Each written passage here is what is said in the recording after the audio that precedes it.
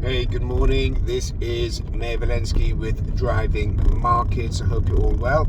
Okay, quick caveat, anything said in this piece is only an opinion. It's for media publication and there to give you a little bit of flavor on financial markets. Anything you trade, make or lose, it's obviously your responsibility, your liability, nothing to do with me. Let's get a move on. Okay, so since Tuesday, the markets have been going down on the back of the inflation numbers in the States. Remember, the inflation numbers were only slightly out, but they were slightly out with oil falling, and instead every day that has really shook the whole financial market, the whole financial system, because if oil is taken out of the equation and inflation is going up, so then what is causing inflation to go up? And that shocked the markets. So let's have a quick look at where we're at. The Dow was down yesterday, the S&P was down, the Nasdaq was down.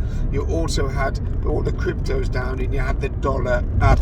The dollar is just soaring because now they're talking about in the States interest rates of 75 basis points. Well, I'm talking about here on Driving Markets of interest rates of 100 basis points rise in the States, and that will put pressure on all other central banks to raise rates significantly.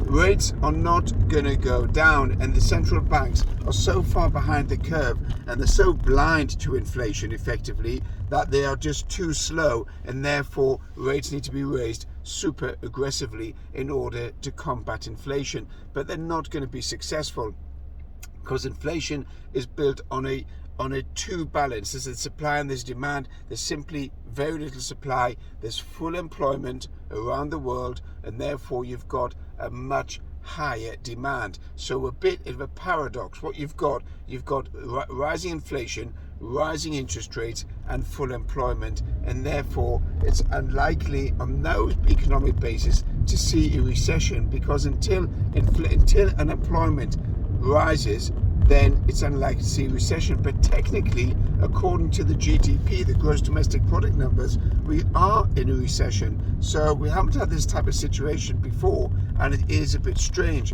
What's likely to happen, what has driven the markets higher over the last 12 years, has been the banking and the high-tech sector. Talking about the high-tech giants like the Amazon, the Netflix, the Facebooks, the Googles, the Microsofts, and all of the startups. They've driven the market higher, and that's what's likely to drive the markets lower.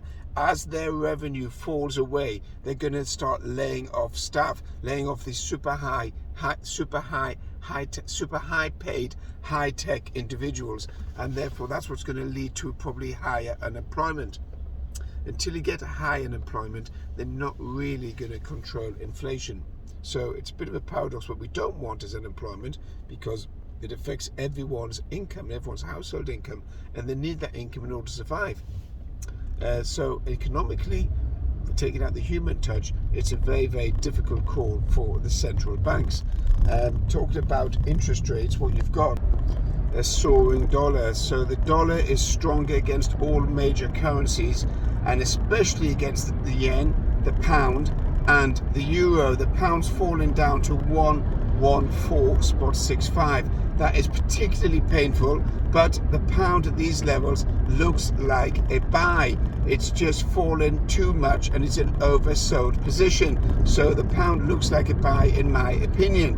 Against dollar yen, wow. But the dollar yen looks like a buy. Now there's buying the dollar, selling the yen, because with the zero interest rates, or close to zero interest rate policy in Japan, which is completely different to the interest rate policy in the States, you've got the dollar surging against the yen and also against the euro. If you look at the euro dollar, the euro is well behind on interest rates. The dollar is likely, or the US is likely to raise interest rates significantly, and that's going to have a big impact. Equity markets, well, as I said over and over again, Apple is a sell. Again, in my opinion, it's just too high. It's not innovative. It's a cash cow. It's building its whole business on something from 2010, and it's out of date. Not in terms of technology, it's out of date in terms of not bringing anything new to the market. And a business that is not creating something new is simply on one-way track, and that's going to go down. So I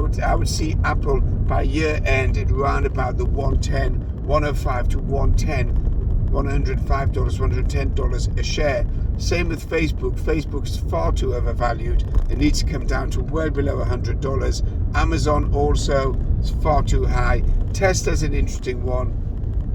I could see Tesla, if the markets fall away, come all the way down to $200 or $180 a share. That's got a lot of popularity behind it. So any fall in there, then the Tesla fans just jump in and buy it. But in terms of valuations, it's just simply far too high on the equity front. So talking about commodities, oil is just going to go back up to over $100 a barrel. That's pretty certain. And precious metals are under pressure because with interest rates rising, what normally would happen is you'd have a push on gold, but there's fears of recession. And as long as there's fears of recession, then that precious metal is broken down below the support levels. I did put a support level there at 1650. It's broken down below it, so you could see the next support level at 1600. That level becomes definitely a buy. What else have you got? You've got cryptos with Bitcoin, but I'm calling Bitcoin lower all the time. Bitcoin's going to go to around about the $15,000 level in the near term, probably by the end of September, and then if it doesn't hold there, you can see it at $10,000 in October, November, especially if interest rates rise. Remember, I'm already booking in a 100 basis point rise for the Fed in September. That's my bet. Let's see what happens. This is Meir Valensky with Driving Markets. Have a good day. Have a good Shabbos. Speak to you soon. If you want to comment or get hold of me, pass your comments on Instagram or YouTube. Subscribe. More than happy to help. Have a good day.